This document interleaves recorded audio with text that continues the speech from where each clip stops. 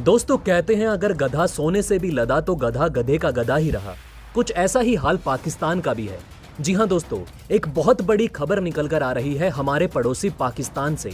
पाकिस्तान की लंका लग चुकी है और अब यह लगभग कंफर्म हो चुका है कि पाकिस्तान ब्लैक लिस्ट होने जा रहा है। बताएंगे दोस्तों आपको उसकी भी वजह। तो दोस्तों वहीं दूसरी तरफ एशिया में सबसे बड़ा नेवल बेस वाला देश बनने जा रहा है भारत, और चीन के मुकाबले भारत ने कर दिया है एक बड़ा ऐलान। तो वहीं आखिर चीन भारत के रुद्रम मिसाइल से इतना क्यों डर रहा है, और दक्षिण चीन सागर में अब शुरू हुआ है असली जंग, जब F-16 लड़ाकू विमान पहुंच गए चीन के दुश्मनों के पास। इसके अलावा भी दोस्तों बहुत कुछ आज हम अपनी इस वीडियो में आपको बताने वाले हैं, इसलिए दोस्तों इस वीडियो में अंत तक जरूर बने रहें। तो दोस्तों अगर बात करें पाकिस्तान की, तो पाकिस्तान अब ब्लैक लिस्ट होने जा रहा है। जी हां दोस्तों, एक तो उसके ऊपर दुनिया भर का कर्ज है, उसके ऊपर से उसने जिनसे भी कर्ज ले रखा है, जिन्हें वो अपना आयरन ब्रदर कहता है, जैसे कि चीन, वो उसे कर्ज पर ब्याज चुकाने के लिए लोन दे रहे हैं और फिर उससे और भी ब्याज ले रहे हैं, यानी कि दोगुना ब्याज उन्हें चुकाना पड़ रहा है। और अब ये करारा झटका लग चुका है पाकिस्तान को, और दोस्तों ये झटका है तकरीबन 36 अरब डॉलर का। जी हां दोस्तों, ये रकम इतनी बड़ी है कि आप इसका अंदाजा इसी से लगा सकते हैं कि पाकिस्तान का टोटल विदेशी मुद्रा भंडार या फिर टोटल खजाना कहें तो वो है 20 से 25 अरब डॉलर का।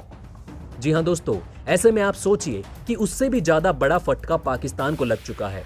और दोस्तों ये वीडियो जरूर पाकिस्तान के बहुत से समर्थक देख रहे होंगे, तो उनकी जानकारी के लिए बता दूं कि ये 36 अरब डॉलर का आंकड़ा हमने खुद से नहीं दिया है। पाकिस्तान के इस्लामाबाद का ही एक थिंक टैंक है जिसका नाम है तबादला। उन्होंने खुद कहा है कि इसमें हमें तकरीबन 36 से लेकर 38 अरब डॉलर का नुकसान होने जा रहा है, और इस नुकसान का सबसे बड़ा कारण है FATF। जी हां दोस्तों, ये खबर सामने निकल कर आ रही है कि पाकिस्तान को एक बार फिर से FATF की ग्रे लिस्ट में रखा गया है। पाकिस्तान हैरान परेशान है, ऐसा लग रहा है कि उसे किसी ने बिजली का झटका दे दिया हो, क्योंकि इस बार सब कुछ उसके फेवर में था। चीन उनके साथ ही रहता है, वहीं दूसरी तरफ उसने अमेरिका पर भी डोरे डाल रखे थे कि आप हमारे यहाँ पर समर्थन कर देना, हम आपको कहीं ना कहीं अफगानिस्तान में तालिबान के खिलाफ एक सैन्य बेस पाकिस्तान में देने के बारे में सोचेंगे। इतना ही नहीं, ऑन पेपर पाकिस्तान ने काफी अच्छा काम भी किया था। तकरीबन 27 शर्तें FATF ने पाकिस्तान के सामने रखी थी, जिनमें से 26 को मान लिया गया था, लेकिन एक जगह पर पाकिस्तान गच्चा खा गया, और वो थी भारतीय डिप्लोमेसी। भारतीय डिप्लोमेट्स ने ऐसा जाल बुना, ऐसी रणनीति बनाई कि तमाम ताकतवर देशों का साथ लेकर भी पाकिस्तान बुरे तरीके से FATF में ना सिर्फ गिरा बल्कि उसकी आलोचना भी हुई, उसकी बदपिटी, और FATF की ग्रे लिस्ट में उसे दोबारा रहना पड़ा। और इसका कारण उसे भयंकर नुकसान झेलना पड़ रहा है, और वो भी ऐसे समय में जब उसकी अर्थव्यवस्था टोटल डिस्ट्रक्शन में जा चुकी है। दुनिया भर का कर्ज उसके सर पर है और चीन और भी ज्यादा कर्ज देने के लिए तैयार नहीं है। ऐसे में FATF उसकी आखिरी उम्मीद थी, लेकिन यहां पर भी उसे मात खानी पड़ी। हालांकि दोस्तों बहुत से लोगों को लग रहा होगा कि 30 से 35 अरब डॉलर क्या होते हैं, तो दोस्तों हम आपको बता दें कि भारत के लिए तो ये कोई मुश्किल की बात नहीं है। ये भारत के लिए 4 हफ्तों का खेल होता है। 4 हफ्तों में भारत 30 से 35 अरब डॉलर का विदेशी मुद्रा भंडार कमा लेता है, लेकिन पाकिस्तान के लिए आजीविका है। पाकिस्तान के 3.5 से लेकर 4 सालों का मिलिट्री बजट होता है 30 से 35 अरब डॉलर। अगर आप इसका ग्राउंड पर इफेक्ट देखना चाहते हैं तो 3 महीने रुक जाइए। 3 महीने बाद आप देखिएगा पाकिस्तान में महंगाई कितनी ज्यादा चरम पर हो चुकी है। हालांकि भारत के लिए यहाँ पर एक बड़ी सफलता है, पाकिस्तान की यहाँ पर कमर टूट चुकी है, और साथ ही पाकिस्तान बहुत बड़े डेंजर में भी चला गया है। खैर दोस्तों, आपका इस पर क्या कहना है हमें कमेंट करके अपनी राय जरूर बताएं। वहीं दोस्तों दूसरी तरफ चीन और फिलीपींस में व्हाइट सन रीफ को लेकर दशकों तक झगड़ा चलता रहा है। चीन पूरे दक्षिण चीन सागर में अपना दावा ठोकता है, जिसमें व्हाइट सन रीफ भी आता है। वहीं फिलीपींस इस रीफ को अपने देश का हिस्सा बताता है। कुछ दिन पहले ही व्हाइट सन रीफ के नजदीक चीन के 250 जहाजों ने कब्जा कर लिया। चीन की नौसेना पोतों सहित चीनी झंडे लगाए जहाजों को चीन के कब्जे वाले मानव निर्मित द्वीप पर जमावड़ा लगाया हुआ था। चीन का कहना है कि ये इलाका उसका है और समुद्र में खराब स्थिति है, इसलिए वो वहां पर टिका हुआ है। बल्कि दुनिया बहुत अच्छे से समझ रही है कि चीन क्या चाहता है। पर अब दक्षिण चीन सागर में युद्ध बिल्कुल मंडराने लगा है, क्योंकि अमेरिका ने चीन के दुश्मन देश फिलीपींस को 12 F-16 लड़ाकू विमानों की बिक्री मंजूर कर दी है। और सिर्फ इतना ही नहीं, इन दोनों देशों ने एक दूसरे सौदे में साइड विंडर और हार्पोन मिसाइल की डील भी फाइनल कर ली है। वैसे दोस्तों आपको बता दें कि फिलीपींस ने कुल 2.5 बिलियन डॉलर का ये सौदा किया है, और फिलीपींस के राष्ट्रपति का मानना है कि दक्षिण चीन सागर में चीन से लड़ाई लड़ने के अलावा और कोई विकल्प नहीं बचा है। दरअसल फिलीपींस लंबे समय से एक मल्टी रोल फाइटर जेट की तलाश कर रहा था। उसके सामने दो ऑप्शन थे, एक अमेरिका का F-16 और दूसरा स्वीडन का ग्रिपेन विमान, पर आखिरकार फिलीपींस ने F-16 को ही चुना। वैसे आपको बता दें कि इसके अलावा फिलीपींस को 2 मिसाइलों के पैकेज भी बेचे जा रहे हैं। 12 की संख्या में हार्पोन एयर लॉन्च ब्लॉक 2 मिसाइल जिसकी कीमत $120 मिलियन है, तो वहीं दूसरी डील है 24 M9X साइड विंडर ब्लॉक 2 मिसाइलों को लेकर।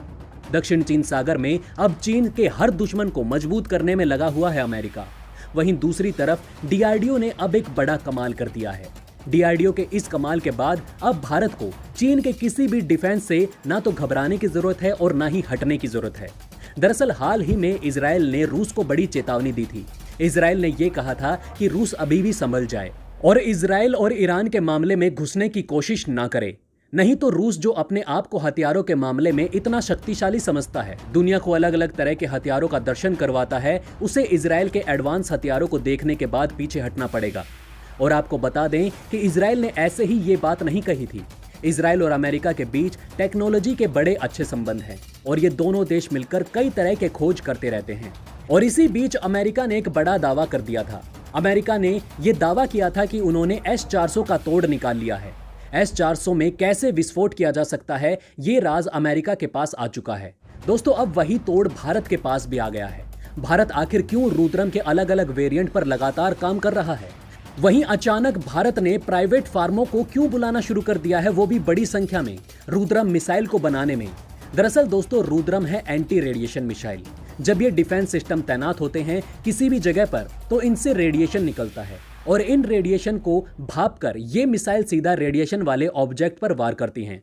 इनकी रफ्तार इतनी तेज होती है कि डिफेंस सिस्टम को संभलने का मौका नहीं मिलता।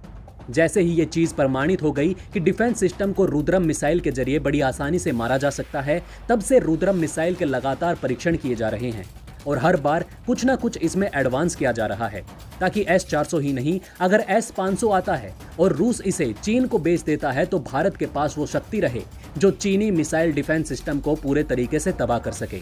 जिसके बाद से ही DRDO ने ऐलान कर दिया है कि बड़ी संख्या में रुद्रम मिसाइलों को बनाने का काम शुरू किया जा रहा है। वहीं दूसरी तरफ अब भारत सबसे बड़ी चोट करने वाला है चीन के ऊपर। दरअसल दोस्तों दुनिया में सबसे बड़ा नेवल बेस माना जाता है अमेरिका के पास है, यानी कि नौसैनिक अड्डा दुनिया का सबसे बड़ा अमेरिका के पास है और इसे सबसे ज्यादा आधुनिक भी माना जाता है। पर एशिया में ये चीजें अभी भी 2 देशों में से किसी एक के पास है। अभी पूरे तरीके से ये नहीं कहा जा सकता कि इन दोनों में से कौन सा देश ऐसा है जिसका नौसैनिक अड्डा सबसे बड़ा है। इन 2 देशों के नाम है जापान और चीन। दोनों के बारे में ये कहा जाता है कि दोनों के पास अब तक का सबसे बड़ा नौसैनिक अड्डा है, कम से कम एशिया में। लेकिन दोस्तों अब भारत इस दिशा में बहुत तेजी से आगे बढ़ रहा है और अब एशिया का सबसे बड़ा नेवल बेस बनेगा भारत में। जी हां दोस्तों, एशिया का सबसे बड़ा नेवल बेस भारत के अंदर ऑपरेशन सी बर्ड के तहत बनाया जाएगा कर्नाटका के करवाल नेवल बेस में, जिसे 20,000 करोड़ रुपए लगाकर और भी आधुनिक और बड़ा बनाया जा रहा है। यह है करवाल, जहां पर पहले से ही भारत का नौसैनिक अड्डा है और अब इस नौसैनिक अड्डे में भारत बहुत बड़ी अमाउंट में खर्च कर रहा है ताकि इसे एशिया का सबसे बड़ा नेवल बेस बनाया जा सके। भारत के रक्षा मंत्री राजनाथ सिंह ने इस चीज की घोषणा कर दी है। उन्होंने कहा कि मैंने यहां आकर करवाल को काफी नजदीक से देखा और इसके बाद मेरा कॉन्फिडेंस बहुत आगे बढ़ चुका है कि हाँ, हम इसे एशिया का नंबर 1 नेवल बेस में बदल सकते हैं। अब यहाँ पर भारत का अगर सबसे बड़ा नौसैनिक अड्डा होता है तो भारत को न सिर्फ डिफेंस के तौर पर बड़ा फायदा मिलने वाला है, बल्कि व्यापार, इकोनॉमी और कई ऐसी मानवीय मदद होती है। जैसे कहीं कोई भूकंप आ जाता है, महामारी फैल जाती है, तो भी ये नौसैनिक अड्डा बहुत बड़ा काम आएगा। और रक्षा मंत्री ने आगे ये भी कहा कि इसमें लगने वाले बजट को मैं और ज्यादा बढ़ा दूंगा अगर जरूरत पड़ी तो। वैसे दोस्तों आपको बता दें कि दुनिया में 5 बड़ी नेवल पावर में भारत आता है, लेकिन कुछ ही सालों में भारत टॉप 3 में आना चाहता है। कहा यह भी जाता है कि भारत ने हर युद्ध में नौसेना की पावर को बड़े ही जबरदस्त तरीके से दिखाया है। जी हाँ दोस्तों, हम दुनिया को देखते हैं और अपनी ताकत को भूल जाते हैं, लेकिन हमारी ताकत और हमारा साहस बहुत ही अलग है। ये हमने हाल फिलहाल में प्रूव भी कर दिया है। वैसे दोस्तों आपको क्या लगता है, क्या भारत को ये नौसैनिक अड्डा बनाना चाहिए या फिर नहीं? हमें कमेंट करके अपनी राय जरूर बताएं। इसी के साथ दोस्तों मैं मिलता हूं आपसे ऐसे ही किसी अगली वीडियो में। तब तक के लिए हमारे चैनल पर बने रहें। धन्यवाद।